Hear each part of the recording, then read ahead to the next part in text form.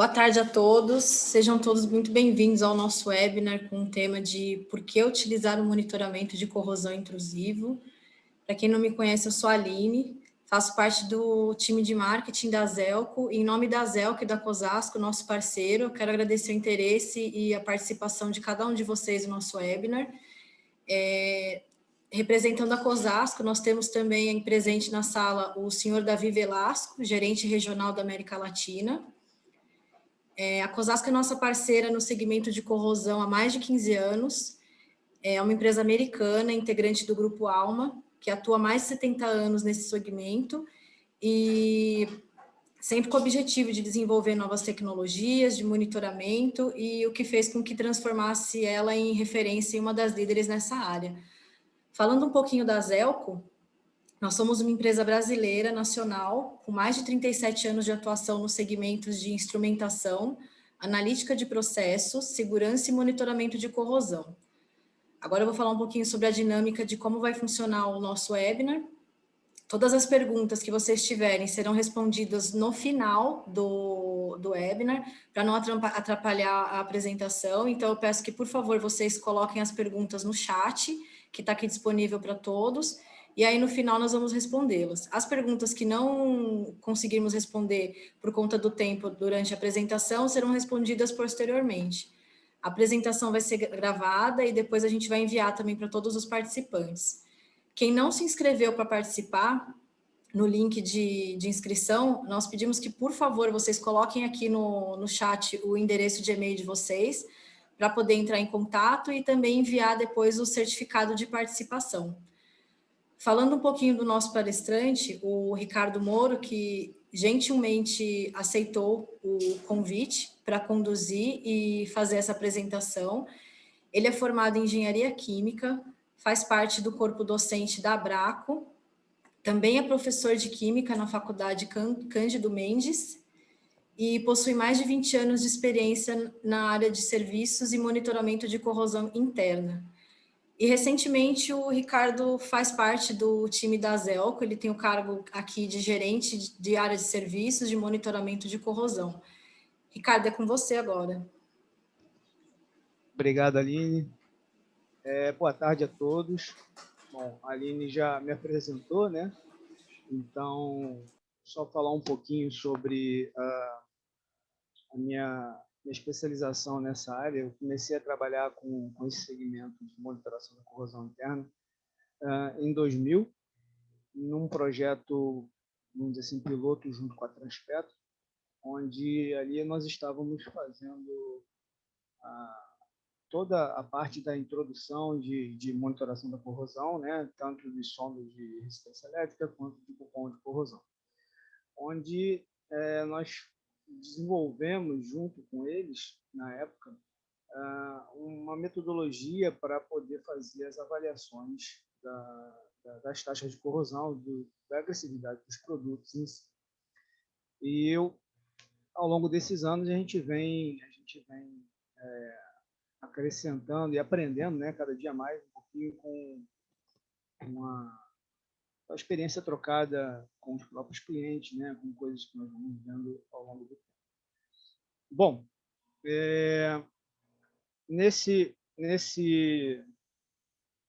período a gente foi segmentando algumas coisas e vimos que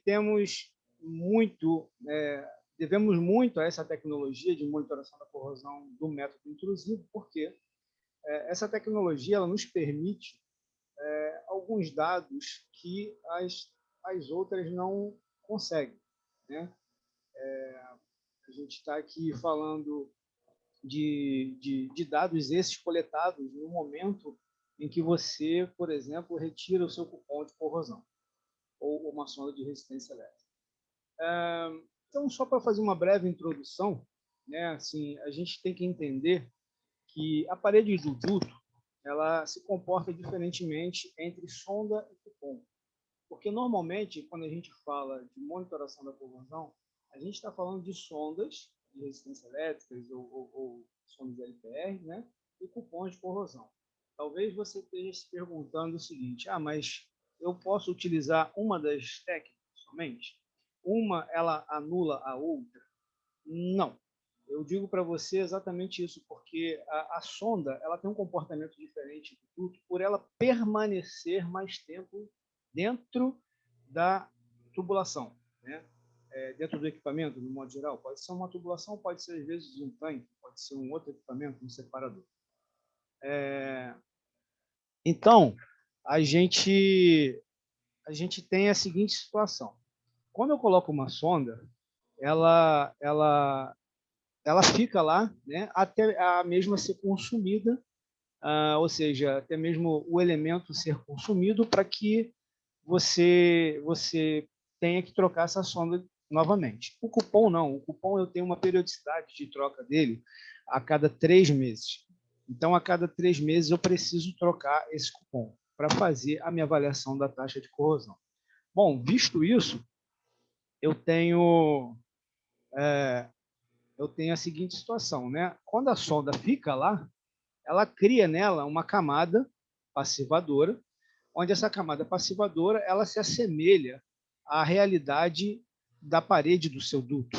Diferentemente do cupom, por ele ficar um período muito menor, ele não tem essa condição, né? Porque após 90 dias, a gente retira ele, instala um novo e avalia a taxa de corrosão daquele período monitorado e também se essa taxa de corrosão ela é generalizada ou se ela é localizada, né? Então, assim, a sonda ela vai se assemelhar à parede do seu duto. Então, eu costumo dizer que quando a gente está falando de sonda de resistência elétrica, eu me retrato, né? Isso se eu optar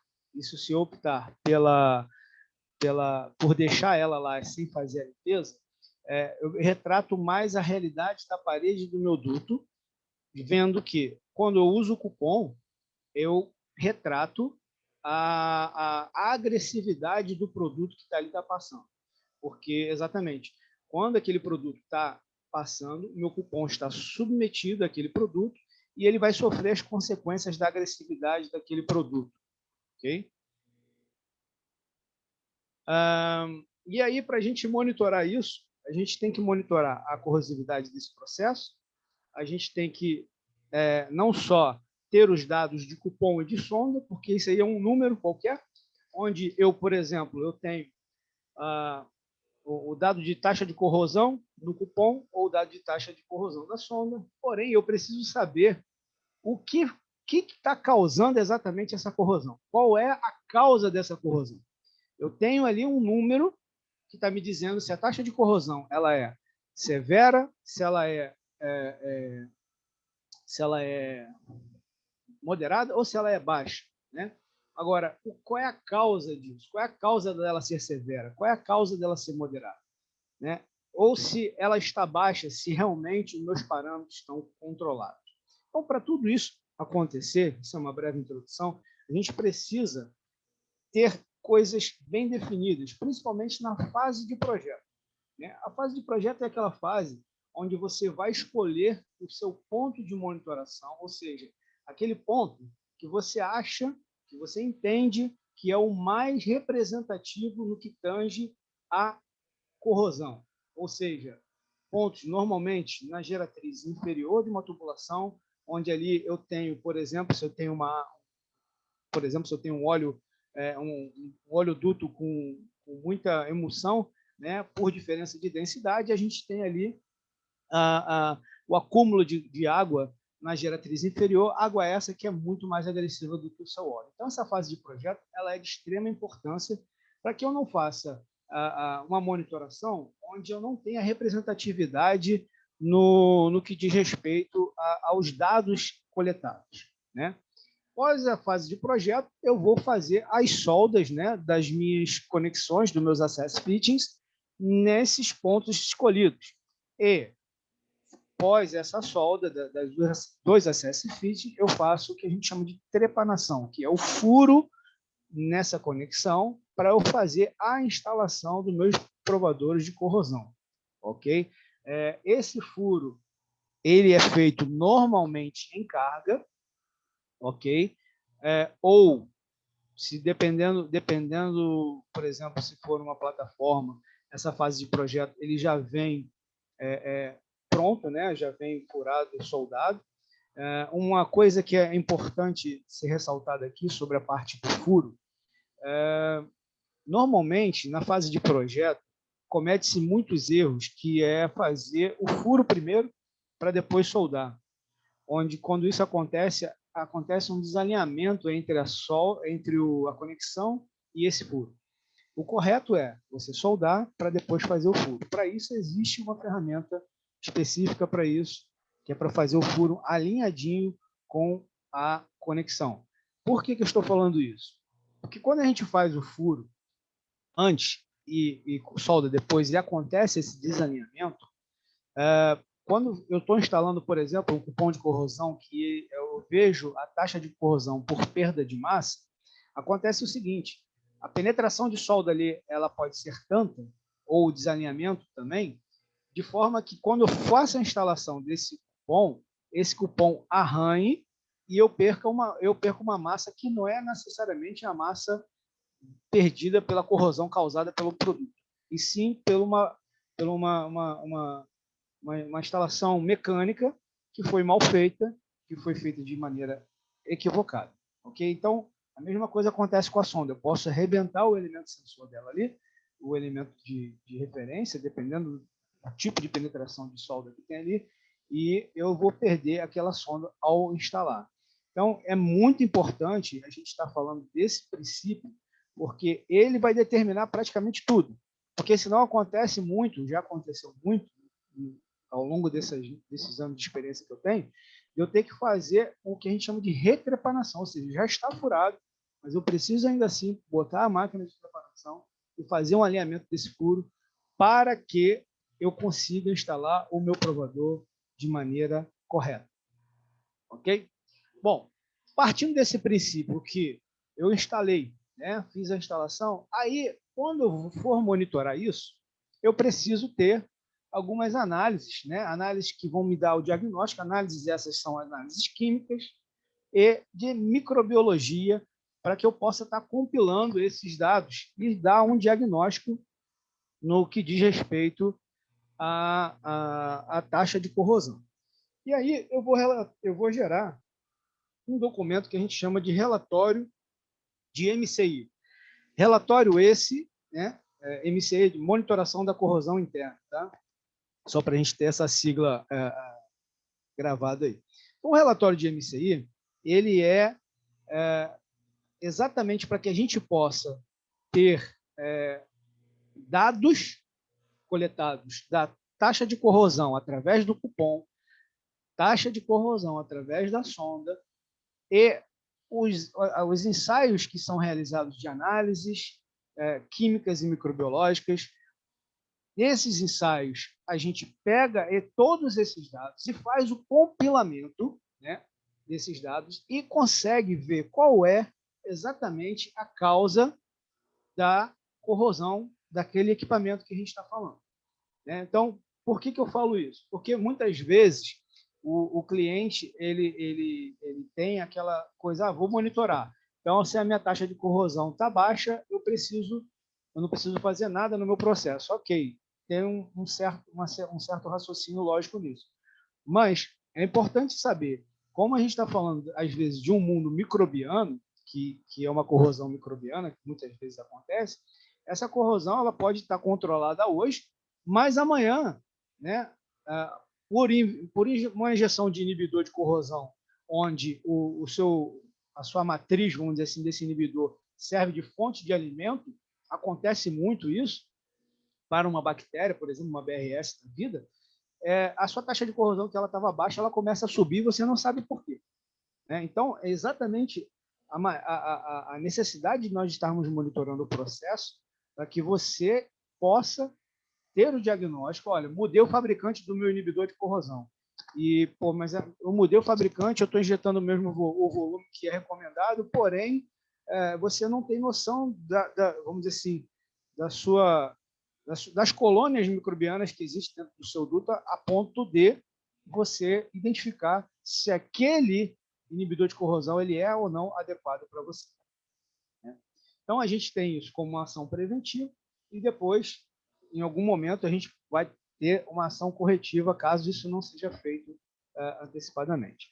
E aí a gente vai falar aqui dos sistemas que a gente tem para monitorar, né? Então, a gente tem sistema de produção, de separação, né? Tratamento, compressão, desidratação, gás lift, importação, exportação, resfriamento, água de injeção, né? Temos os fluidos que são monitorados. Para que a gente faz isso? Para que a gente tenha a garantia. Para que você monitora a corrosão interna? Para que a gente tenha a garantia e a extensão da vida útil desse teu equipamento, né?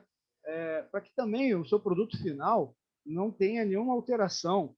Por exemplo, quando a gente está falando de algum derivado de derivados claros, né? Algum derivado de petróleo, ele não tem algum tipo de alteração mediante a corrosão gerada internamente. Você também evita as paradas não programadas, porque você imagina, né? A gente teve casos aí de dutos que romperam, minerodutos que romperam, exatamente por não estar sendo monitorado adequadamente. E aí você evita aí vazamento, né? E, lógico, você tem a redução de custo caso você monitore de maneira correta. Depois disso, a gente vai fazer o que é o plano de monitoração da corrosão interna. Então, só para a gente entender, eu tenho, por exemplo, a coleta de análise, né, de resíduos e fluidos, que vai me gerar o meu potencial de corrosividade, a monitoração de corrosão interna, que vai me dar a minha taxa de corrosão. Lembra que a gente falou lá no passado que o seu cupom e a sua sonda vai lhe dar essa taxa de corrosão. A operação, né, ela vai ditar os parâmetros que são rotineiros de vocês, de injeção de inibidor, vazão, pressão, temperatura, né, e a injeção de produtos químicos, então, que está diretamente ligado à operação. Então, com todas essas informações, eu gero o meu banco de dados, ok? Que eu trabalho junto com a inspeção e a plataforma e eu gero o meu relatório de monitoração da corrosão interna. Veja bem, quando eu faço esse relatório, digamos que eu tenha um duto A, que ele está com uma corrosão bem acentuada, quer dizer, severa. Através desses dados que a gente coletou, né, gerados aí durante a monitoração da corrosão, eu consegui fazer o diagnóstico da causa dessa corrosão. Então, eu percebi, por exemplo, né, que a gente tem uma corrosão microbiana, por BRS, por exemplo. Aí eu vou, né, ali injetar um biocida de forma que vá combater essas BRS e assim eu vou ver o resultado disso aonde? A partir do momento que eu faço a injeção desse biocida, eu vou ver o resultado no cupom e na sonda de resistência elétrica ao próximo período de medição. Então, eu mudei os parâmetros operacionais, ok?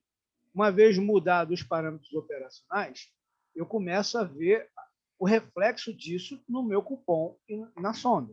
Então, por isso, a importância da metodologia intrusiva, porque a resposta ela é muito rápida. Então, à medida que eu começo a fazer isso, eu começo a ver resposta no meu cupom e na minha sonda. Só para ilustrar, eu trabalhei em um projeto de umas plataformas onde nós tínhamos dutos que tinham, vamos dizer assim, concentrações, taxas de corrosões bem severas. E através dessas recomendações, de um trabalho bem árduo, inclusive, nós conseguimos reduzir a taxa de corrosão e colocar ela dentro de um parâmetro, vamos dizer assim, confortável, né? Eu costumo fazer um comparativo de que, por exemplo, quando um paciente que ele é hipertenso, né? Esse paciente é hipertenso, mas ele consegue conviver com aquela hipertensão desde que ele tome seus remédios controlados, né? Então, o duto não é diferente. Você tem um duto que ele tem um produto que é agressivo demais, porém, você, através das suas medidas, né, de injeção de inibidor, medidas essas de mudança nos parâmetros operacionais, você consegue controlar essa corrosão, essa agressividade e jogar ela e deixar essa agressividade mais baixa um pouco ou dentro de um parâmetro que você consiga conviver com ele. Claro, a gente sabe que, por exemplo, uma água do mar, né, que a gente usa para uma água de injeção, é um produto, é um fluido muito corrosivo, mas eu consigo controlar. Como? Eu vou tentar sequestrar, injetar sequestrante de oxigênio, tirar a salinidade. A gente vai tentar, de algumas maneiras, minimizar a agressividade daquele produto. E a gente tem aí só uma tabelinha, né, baseada numa norma Petrobras, onde a gente tem, por exemplo, a classificação do potencial de corrosividade, né, que ele é classificado entre baixo, moderado e severo, para taxas de corrosão uniforme. Para taxas de corrosão pitform, né, a classificação é a mesma, porém, as faixas elas alteram um pouquinho. Aí a gente vai falar agora um pouquinho sobre alguns parâmetros que são monitorados e o que a norma fala, né, sobre baixo, moderado e severo. Por exemplo, quando eu tenho um teor de oxigênio dissolvido menor do que maior do que 50 ppb, eu já tenho esse teor de oxigênio já pode me causar uma corrosão severa, né? A mesma coisa para os demais, o pH simulado. Eu tenho essa tabela que a norma me amarra, ou seja, praticamente ela te dá a orientação do que a gente tem que monitorar e qual é a faixa que a gente precisa encaixar cada parâmetro desse, né? Os parâmetros medidos, por exemplo, para óleo. A gente também tem que ver, por exemplo, PSW, salinidade, o teor de H2S. Todos esses parâmetros têm que estar com esses valores recomendados, né? PSW que 1%, salinidade 285 mg por litro, ou ppm, e assim sucessivamente. O teor de H2S também. O teor de H2S, normalmente, ele está ligado também a uma corrosão microbiana, por exemplo, a BRS. Quando eu tenho H2S, né, tem sulfeto dentro da linha, certamente você vai ter ali a bactéria redutora de sulfato. Da fase aquosa, né, o condensado, mesma coisa, são os parâmetros que nós temos que monitorar, né, os aspectos visuais, ácido orgânico, sólido suspenso. Quando a gente tem uma indicação, por exemplo, de sólido suspenso, a gente tem desprendimento de alguma parte interna do duto, né? Então, isso é uma indicação, por exemplo, de estar tendo corrosão nesse duto. A especificação, por exemplo, de água de facilidade, né? A gente tem também os parâmetros a serem medidos. Especificação de água de injeção, muito importante, porque, como falei anteriormente, água de injeção, já por ser um produto já corrosivo, né? Principalmente que a gente pega do mar mesmo, então ela tem que ter esse tratamento e tem que ter o encaixe dentro desses parâmetros que a norma ela nos orienta. Os parâmetros operacionais que são importantíssimos da gente falar, né, da gente monitorar, seria, por exemplo, a temperatura, pressão, vazão, saber qual é o regime de escoamento, a velocidade desse escoamento, né, a simulação dessa fase da formação da fase aquosa, por que está acontecendo, por exemplo, dá um exemplo aqui, você retira o óleo, né, ele passa pelo separador, e por que ainda está tendo muita fase aquosa, uma vez que pelos deflatores essa água já deveria ter sido separada. Enfim, a gente tem que monitorar todos esses parâmetros, né? E a especificação e a dosagem do produto químico. Eu queria perder um tempinho aqui exatamente porque é o que a gente falou lá. Por exemplo, às vezes você está tendo um tipo de produto químico que você vai injetar na sua linha, achando que esse produto vai resolver o seu problema de corrosão, e, na verdade, ele está te causando um problema maior ainda. Exatamente porque a sua base, a sua matriz, ela é de extrema, vamos dizer assim, ela serve de alimento para a sua bactéria, para aquele mundo microbiano que está ali dentro do seu equipamento. Então, por isso a importância da monitoração, de você conhecer quais são as bactérias que você tem, se é que tem dentro do seu equipamento, para que você possa especificar o seu produto químico.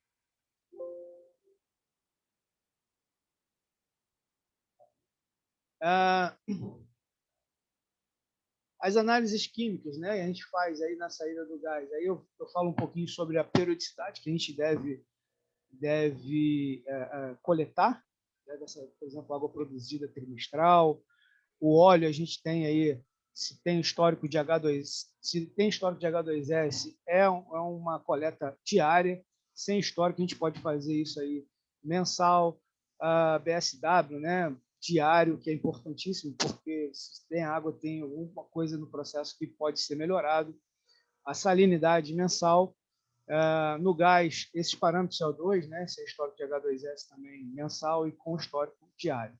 Então, repare que quando a gente tem o histórico de H2S, é importantíssimo a gente fazer uma coleta diária, uma análise diária, porque a qualquer momento isso aí pode dar um crescimento exponencial devido ao seu processo, né, ao tipo de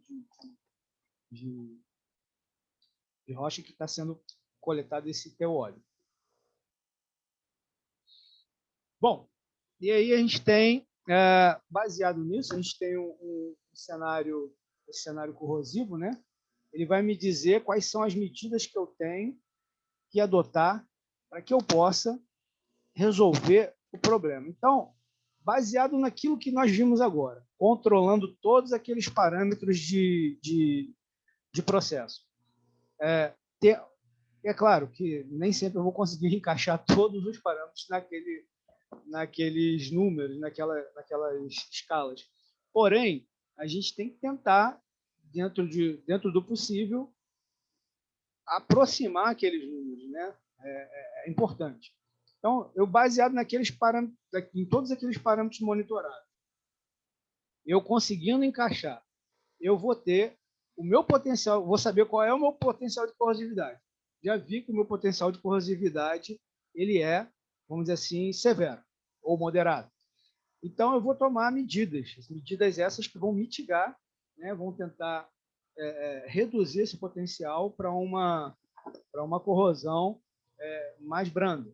E aí, as recomendações são rotinas, aumentar a rotina de passagem de PIG, né? Atendimento, aí, fazendo esses atendimentos, as nossas recomendações, a gente vai começar a ver os resultados, como eu falei lá atrás, no nosso cupom de corrosão e na nossa sonda de resistência elétrica. É notório que você vê, se a gente for traçar a curva, né, um duto que tenha um histórico de taxa de corrosão severa ou moderada, baseado nesses parâmetros, você consegue ver o declínio dessa taxa de corrosão e é lógico que você vê isso no cupom. Então, uma coisa que eu falei lá no início, mas talvez eu não tenha falado sobre isso. A gente não pode comparar, por exemplo, a taxa de corrosão do cupom com a taxa de corrosão da sonda. É errado a gente falar isso.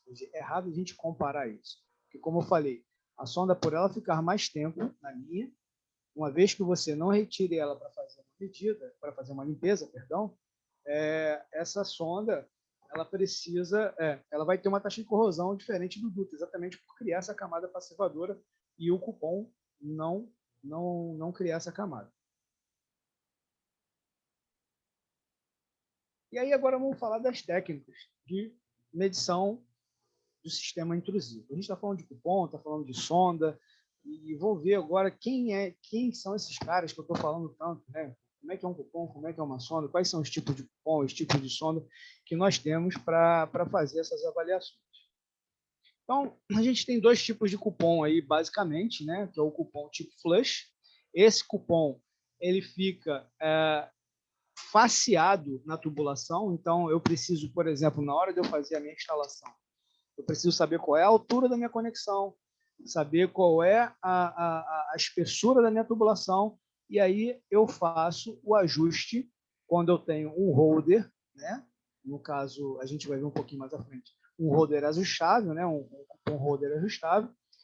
ou não, ou então quando eu já tenho essa medida certinha, eu já de projeto, né, você também tem a opção de ter ela fixa, ok? Então o cupom flush ele fica faceado normalmente na geratriz inferior do tudo, onde nós temos uma maior representatividade na questão da análise de corrosão, tá? E o cupom tipo strip, esse cupom ele fica intrusivo, né, na linha, ou seja, eu não posso utilizar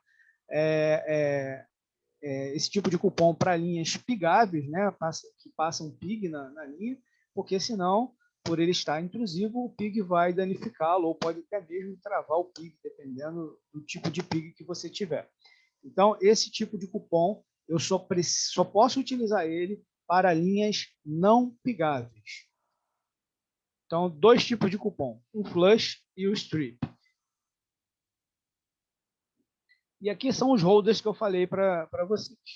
Eu tenho dois tipos de cupom holder, né? Que é o ajustável, que é esse carinha aqui, onde eu tenho uma mosquinha, né? A gente chama de mosquinha, um parafusozinho Allen que trava ele para que ele não suba mais ou para que ele não desça mais.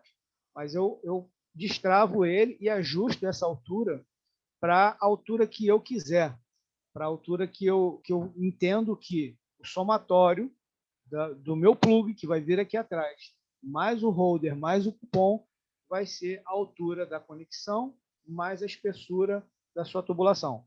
Sendo assim, eu tenho o meu cupom certamente faceado na tubulação, e aí eu tenho uma representatividade maior. Ou quando eu já tenho esses números, né, de projeto, eu posso botar, por exemplo, um holder fixo, tá? Que aí você já está com ele fixo, você vai normalmente esse holder vai estar tagueado com aquele tag daquela tubulação. Então, dificilmente isso vai ter problema. A não ser que isso na hora do operador ele trocar isso, mas isso eu diria que é praticamente impossível. E eu tenho o Strip Coupon Holder, que é o holder para eu usar o cupom do tipo strip, perdão. Esse cara aqui. Então, percebam que são dois cupons a serem instalados. Uma coisa que é importante ser falada, e eu acabei não falando, esse cupom, né, normalmente, não é uma regra, mas normalmente ele é em aço carbono, e o seu holder ele é em aço inox 316L. Talvez você esteja se perguntando, poxa, mas aí você tem forma par galvânico nesse cara aqui. De fato. Porém, nesse chanfro, aqui talvez vocês não estejam conseguindo ouvir, mas aqui tem um isolador aqui do parafuso e aqui embaixo também leva um outro isolador, ok? Exatamente para evitar esse par galvânico. Antes da gente instalar esse camarada aqui, a gente faz uma medição para saber se está passando corrente entre o parafuso, entre o cupom, entre o plug, entre o cupom. Fez a medição, está tudo ok, beleza, a gente pode instalar. Mesma coisa para o cupom strip. Aqui eu tenho isoladores que fazem com que esse cupom não entre em contato com esse holder aqui. Eu tenho sonda LPR, que é uma sonda de resistência de polarização linear. Essa sonda ela é utilizada somente para fases aquosas. Não adianta, por exemplo, eu utilizar um tipo de sonda LPR para uma linha, por exemplo, de offload, né? Uma linha de descarregamento de óleo que tem muita água também. O que pode acontecer é eu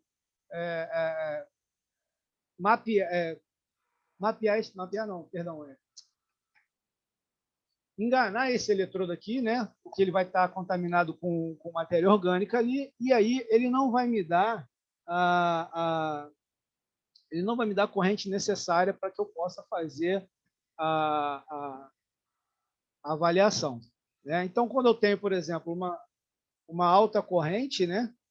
Eu tenho uma baixa resistência dessa polarização, que me corresponde à alta taxa de corrosão. E o contrário, quando eu tenho uma baixa corrente, né, eu tenho uma alta resistência da polarização, que vai me corresponder a uma taxa de corrosão baixa.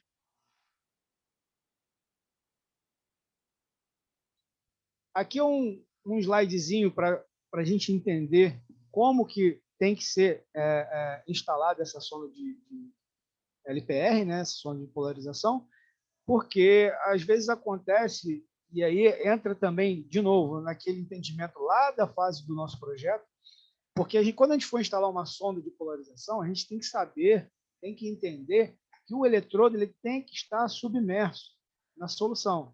Não adianta ela estar assim. Ou, poxa, mas aconteceu do duto não estar cheio. Está instalado errado, você vai estar medindo errado. Então, de novo, a fase de projeto ela determina a eficácia da sua monitoração.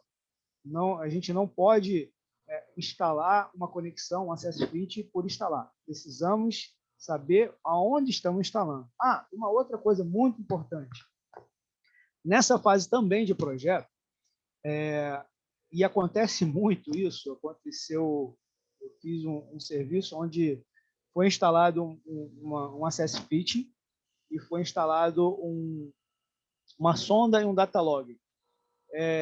Dessa sonda, desse data log, depois embaixo instalaram, não sei, um medidor de vazão, alguma coisa assim. Ou seja, ninguém mais conseguia trocar essa sonda, somente no shutdown.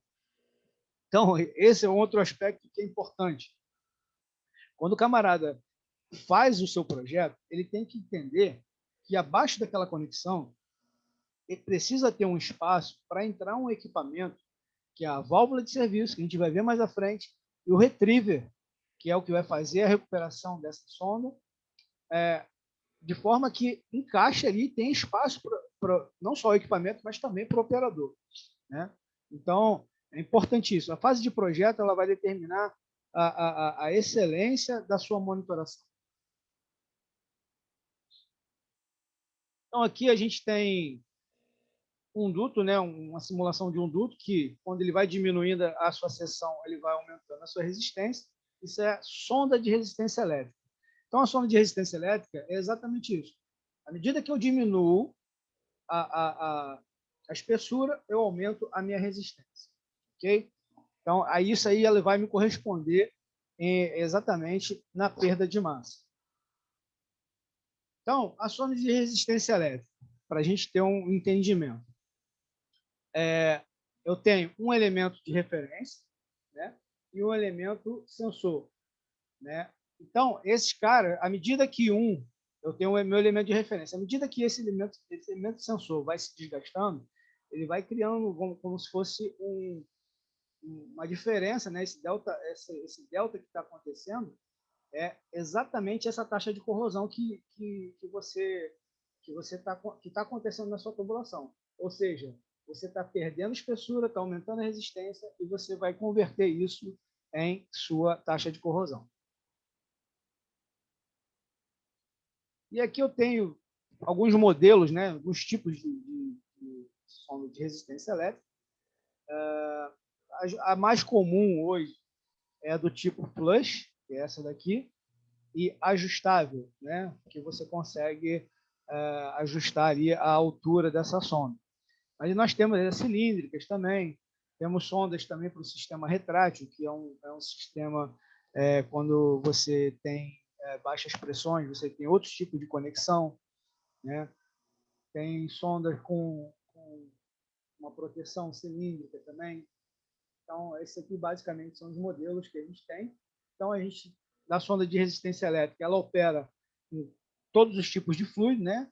Temos uma temperatura de limite aí de 540 graus Celsius. Ela é disponível em todos os materiais. Importante falar sobre isso, porque assim como o cupom, a sonda também ela precisa ser do material da tubulação ou do equipamento que você está monitorando. Não adianta eu botar uma sonda de aço carbono, por exemplo, se o seu tanque ele é de cobre, ou se o seu equipamento é de cobre, não importa. A gente tem que monitorar de acordo com o material que você queira monitorar. Por exemplo, eu tive um cliente onde eu tinha uma tubulação de aço duplex, mas tanto a sonda quanto o cupom eram em aço carbono. Aí você vai me dizer assim, poxa, mas o Mouro, aí está diferente, claro, está diferente, concordo com você. Porém, essa tubulação é uma plataforma, né? Essa tubulação ela está ligada a um riser, que esse riser ele é de aço carbono. Então, o objetivo ali não era monitorar o duplex, e sim monitorar o riser. Aí faz sentido a troca de material, ok?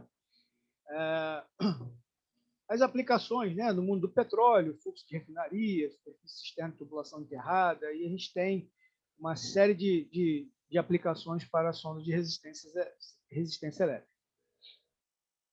Uma coisa importante de falar é a especificação dessa sonda. Por que eu estou falando sobre isso? Imagina você que você tenha um duto onde você tenha uma taxa de corrosão, por exemplo, severa. E aí você vai colocar uma sonda com uma espessura baixa, ou seja, de alta sensibilidade, porém, e aí o que vai acontecer com essa tua sonda? Ela vai consumir rapidamente. Então, a gente precisa entender qual é o cenário que o seu equipamento está trabalhando, qual é a agressividade desse seu equipamento, e especificar a sonda correta, ou seja, a espessura correta para essa sonda, de forma que ela tenha uma vida útil de aproximadamente 1 ano e meio, 2 anos, e você tenha resposta satisfatória. O contrário também acontece. Então, você fala assim, Ricardo, então eu vou pegar uma sonda de pouca sensibilidade e vou colocar numa tubulação que eu tenho uma taxa de corrosão baixa e eu não vou trocar essa sonda nunca mais. Também você não vai ver nunca nenhum tipo de inflexão na sua curva, de forma que quando a sua taxa de corrosão tiver uma leve acentuada, você não vai conseguir enxergar. Então, para isso a gente tem sensibilidade de sondas diferentes. Para isso a gente tem espessura de sonda diferente. Então, a gente precisa saber especificar cada sonda para cada caso.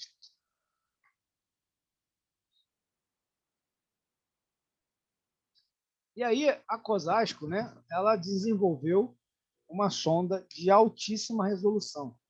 Sonda essa, que a gente chama da Microcore, que nos dá um tempo de resposta muito rápido, né?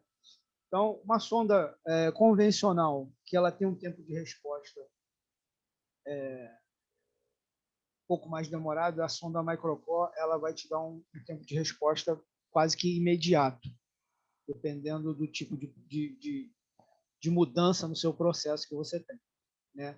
Então, a gente vai entender por que isso acontece lá na frente, mas ela tem aqui o elemento de referência dela junto ao seu sensor, ela tem a redução de ruído térmico, ou seja, esse tipo quando você tem uma variação de temperatura, ela pode nos dar um ruído que vai atrapalhar a interpretação desse gráfico lá na frente. E a COSASCO ela conseguiu desenvolver essa sonda de forma que conseguiu eliminar esse tipo de ruído. Então, só para vocês entenderem o que é uma sonda de resistência elétrica comum e uma sonda de resistência elétrica da Microcore, de alta resolução. A sonda de resistência elétrica comum ela é bipartida, por exemplo, em 1000 pedacinhos, 1 para 1000. Ok? Eu tenho aqui em torno de 1000 ppm. Uma sonda de resistência elétrica de alta resolução ela é bipartida em 262.144. Então, assim, a sensibilidade dela e a precisão da medição, ela é muito maior. Então, não dá nem para a gente comparar o tempo de resposta de uma sonda com a outra. Porque se eu estou precisando, por exemplo, injetar, eu estou com uma tubulação onde eu tenho que injetar, por exemplo, um inibidor de corrosão e eu preciso ter uma resposta rápida. A solução para você é a sonda de alta resolução da COSASCO Microcore.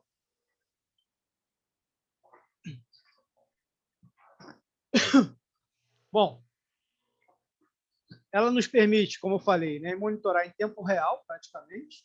Então, qualquer variação, ela já vai te dar uma resposta, né?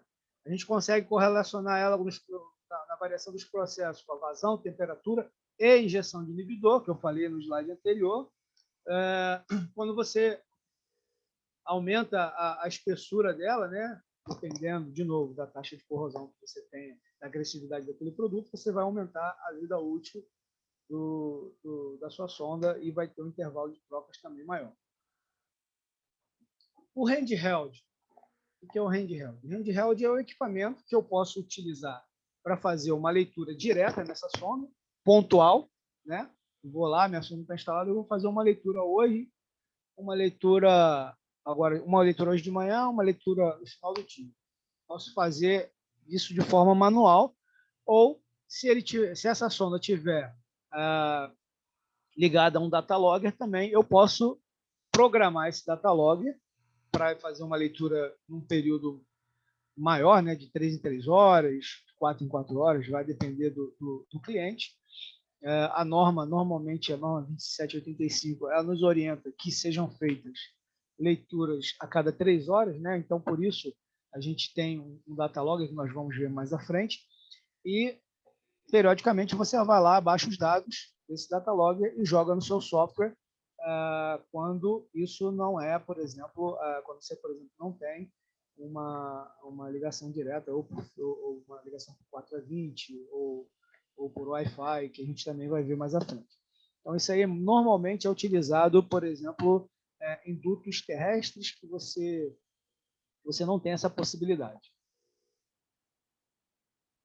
Aqui são os data loggers, né? A gente tem um data logger, por exemplo, para LPR, e um transmissor que ele pode ser também, ele pode ter a comunicação 4 a 20, que aí ele liga direto para uma central, e aí todos os dados vão ser direto lá para a central, ou se você quiser, por exemplo, utilizar o seu handheld para fazer o download desses dados que são acumulados aqui. Aí a gente tem aqui, por exemplo, a sua sonda, né? A nossa sonda aqui de alta resolução, e a gente tem a opção para cabos, né? Como a gente falou aqui, uma rede, vai para uma central, ou a possibilidade dela ter wireless. E aí, você pode estar se perguntando assim, olha, mas, por exemplo, eu estou em uma plataforma onde eu tenho muita interferência, tem muitas barreiras. Olha, se eu tiver alguns instalados ao longo da plataforma, esse próprio equipamento ele é um replicante de sinal. Então, se eu tenho um mais próximo, ele vai jogar para esse mais próximo, que vai jogar esse mais próximo, vai jogar para um outro, vai jogar para o outro, que vai chegar na minha central. Mais uma vez, se for adotado esse produto, na fase de projeto tem que ser bem planejado para que a gente possa ter êxito no resultado final dele.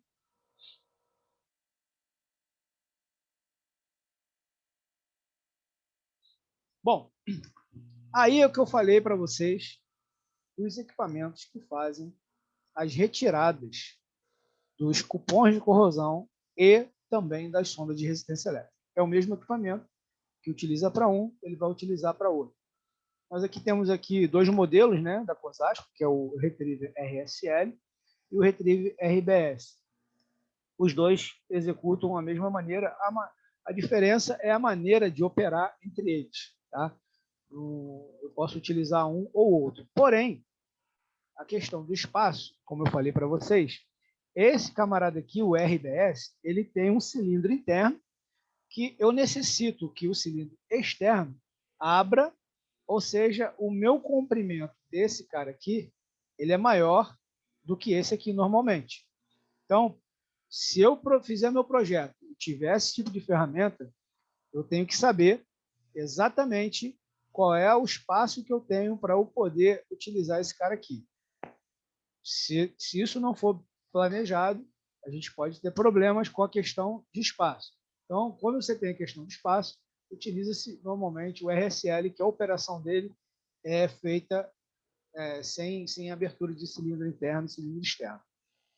Coloquei aqui, essa aqui é uma válvula de serviço, que essa válvula ela acopla na sua conexão, no seu access fit, né? Essa válvula, no momento em que você retira o seu plug daqui, você fecha essa válvula, ou seja, você elimina qualquer tipo de vazamento, você garante que não vai ter nenhuma passagem daqui para cá. A mesma coisa aqui, e esse aqui eu coloquei como se fosse não, é uma válvula double block, né, de duplo bloqueio, alguns clientes preferem que se utilize esse tipo de válvula, porque você tem duas, vamos dizer assim, falhou uma, você tem a outra. Apesar de que essa daqui, eu com 20 anos de experiência, nunca vi dar problema. Mas entende-se que quando o cliente quer, ele pode optar por essa aqui também. Quem sofre aqui um pouquinho é o operador, porque essa aqui pesa mais um pouquinho.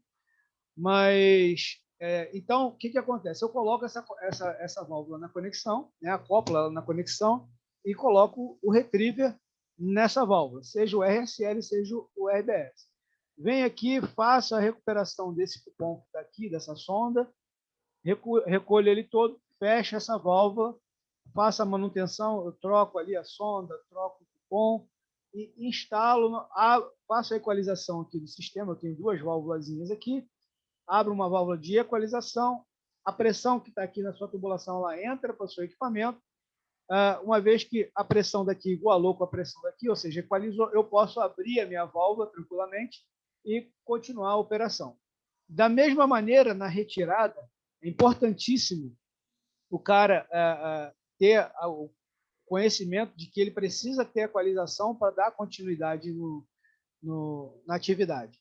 Então, por isso que a gente frisa muito que todos os operadores dessa ferramenta têm que ser qualificados, têm que ser operadores que conheçam, saibam fazer a operação da ferramenta, seja ele para o retriever RBS, para o retriever RSL, para o retriever hidráulico, todos eles precisam ter conhecimento para a operação da ferramenta.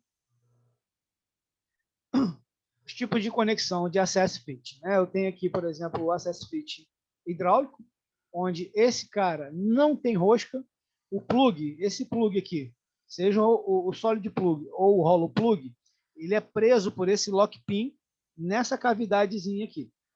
Então, ele é colocado aqui sob pressão na ferramenta hidráulica, e no momento que eu atinjo a pressão desejada, eu aperto esses lock pins, são 4 lock pins, de forma que ele garante que esse camaradazinho branco aqui, que é o primary packing, faz a vedação no chanfro da conexão que está aqui. Ele é o responsável pela vedação.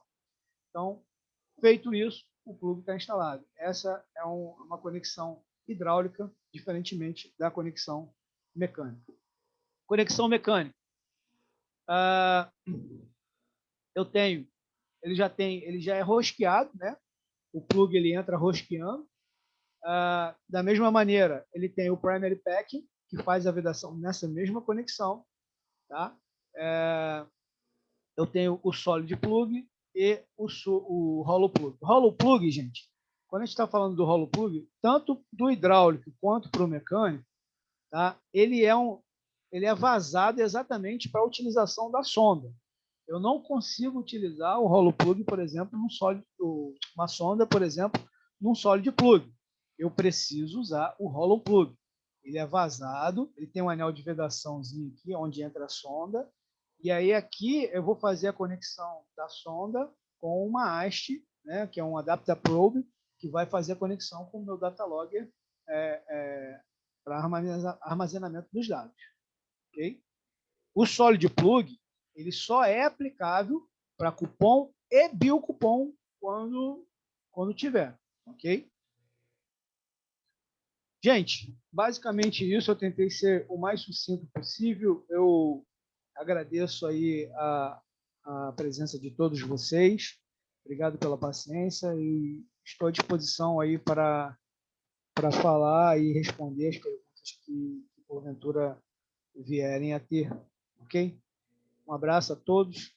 Fiquem com Deus.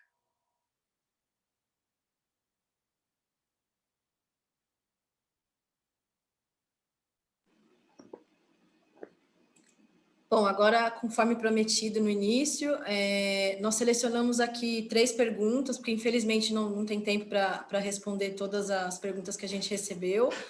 Então, nós selecionamos só as mais de acordo com o tema e depois o restante nós vamos responder no final do webinar através do e-mail. A primeira pergunta veio do Robson. Qual a melhor forma de acompanhar a corrosão microbiológica? Bom, todo mundo me ouvindo ali? Eu estou. Tá, ok. Então, a melhor forma de você acompanhar a corrosão microbiológica para o sistema intrusivo é no momento em que você vai fazer a retirada do seu cupom de corrosão, você coletar aquele resíduo que vem no cupom, né? Resíduo esse que ele vai ser depositado em um frasquinho com uma solução salina. Essa solução ela tem que ser dimensionada de acordo com a salinidade do seu equipamento. Por exemplo, eu não posso, num gasoduto, pegar esse resíduo e colocar numa solução que seja para uma solução de água de injeção, por exemplo, que tem uma salinidade absurda, de 85 gramas por litro. Eu vou pegar essa bactéria que vive num meio salino diferente, ela vai ter um choque e vai morrer. Então, eu preciso saber qual é o meio que eu tenho, se é um gasoduto, um oleoduto, uma água de injeção, e aí sim providenciar essa análise, esse frasquinho com essa solução, coletar essa amostra e levo essa amostra para o laboratório. E aí eu faço a técnica de avaliação de crescimento disso. Uma vez detectando quais são as bactérias que a gente tem, a gente vai ter as medidas para cada uma delas. Para BRS é uma coisa, para ferrobactérias é outra, para BA-NHT é outra. Às vezes eu posso, em duas bactérias, ter o mesmo tipo de tratamento. Então, e aí vai depender de bactéria para bactéria. A gente vai entender qual é o tipo de bactéria, qual é o mundo microbiano que a gente tem e dar a tratativa dele. Mas a gente precisa coletar esse resíduo para ser mais representativo no momento em que você tira o cupom de corrosão. Tirou o cupom de corrosão, vem um resíduo ali, coleta aquele resíduo. Por quê? Aquele resíduo ele está acumulado naquele ponto ali. Então, se ele está acumulado naquele ponto e o seu cupom ele tem uma taxa de corrosão, e se a sua corrosão ela é microbiana, então aquele ponto ele é o mais perfeito para a gente poder fazer essa coleta.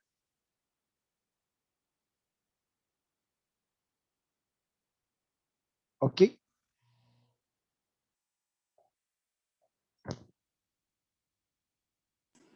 Nós temos aqui mais duas perguntas para o Ricardo. A próxima pergunta é a da Fátima.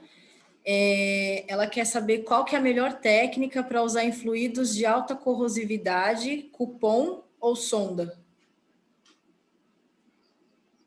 Então, Fátima, eu digo que os dois. Uma é complementar da outra, ok? A gente não pode somente usar uma. Até porque, por exemplo, o cupom ele vai me dar uma taxa de corrosão dessa agressividade que você mencionou. Ok. Porém, se eu estou controlando o meu processo e eu consigo mudar alguma coisa no meu processo, por exemplo, se eu coloco uma sonda de alta resolução dessa, eu já consigo ver mudanças nesse processo através da sonda e não do cupom que ele vai ficar lá X tempo, onde eu vou ver só daqui a 90 dias. O cupom ele vai me dizer se a sua corrosão também ela é uniforme ou se ela é localizada, ok? A sonda já não vai me dar isso. Então, eu costumo dizer que uma técnica ela é complementar à outra. Bom, agora nós temos aqui a última pergunta.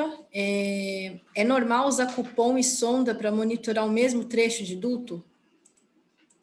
Sim, é normal e recomendável. Exatamente o que eu falei agora para a Fátima, onde a gente tem uma técnica complementando a outra. Quando eu tenho o cupom, ele vai me dar a taxa de corrosão ao longo de um período de 3 meses, ou 45 dias, ou 90 dias, tanto faz. A gente, para cada taxa de corrosão, a gente determina um período. Quando eu tenho taxa de corrosão, por exemplo, severa, é recomendável que essa troca seja feita a cada 45 dias. E aí, à medida que a gente controla o processo, e esse controle a gente consegue ver muito bem na sonda, a gente pode aumentar um pouco essa periodicidade, passar novamente para 90 dias. E se eu tenho meu processo totalmente controlado, ou seja, se eu estou com um processo com a taxa de corrosão baixa, eu posso, inclusive, passar essa periodicidade para semestral, né? Mas eu preciso, para isso acontecer, eu preciso ter 3 taxas de corrosão consecutivas consideradas baixas. Então, é normal você ter sonda e cupom no mesmo equipamento.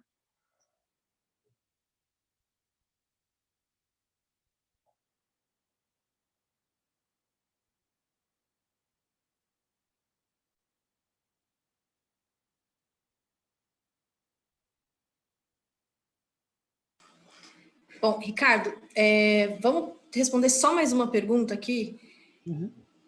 Como é feito o isolamento dos elementos de uma sonda ER em aplicações a 540 graus Celsius? É possível medir a eficiência desse tratamento através das sondas de corrosão? Essa pergunta eu vou jogar para o Celso. Rápido, Eduardo.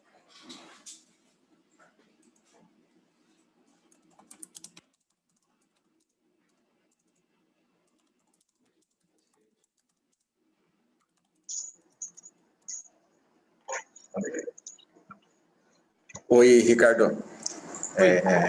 Sobre a questão aí da vedação da sonda para 540 graus, normalmente ela é feita com um elemento em cerâmica, né? E esse elemento que vai proporcionar a vedação correta da sonda. Com essa temperatura, 540 graus, existem sondas com materiais preparadas para fazer, sim, esse acompanhamento de medição, tanto as sondas tradicionais como as sondas de alta resolução.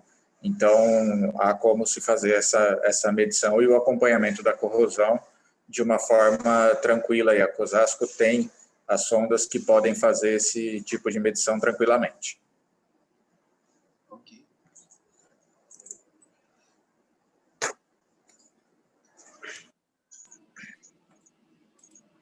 Bom, essa foi a última pergunta, de fato, que a gente respondeu. Queria mais uma vez agradecer a participação de todos vocês. Lembrá-los que o certificado vai ser enviado para todo mundo que fez a pré-inscrição. Quem não fez a pré-inscrição pode mandar aqui no chat o e-mail, que depois eu vou entrar em contato. E, além do certificado, também a Zelco e a COSAS costumamos fazer vários eventos com temas diversos, falando sobre corrosão, e se você quiser participar, é só ficar ligado nas nossas redes sociais, e até a próxima, gente. Tenham todos uma boa tarde.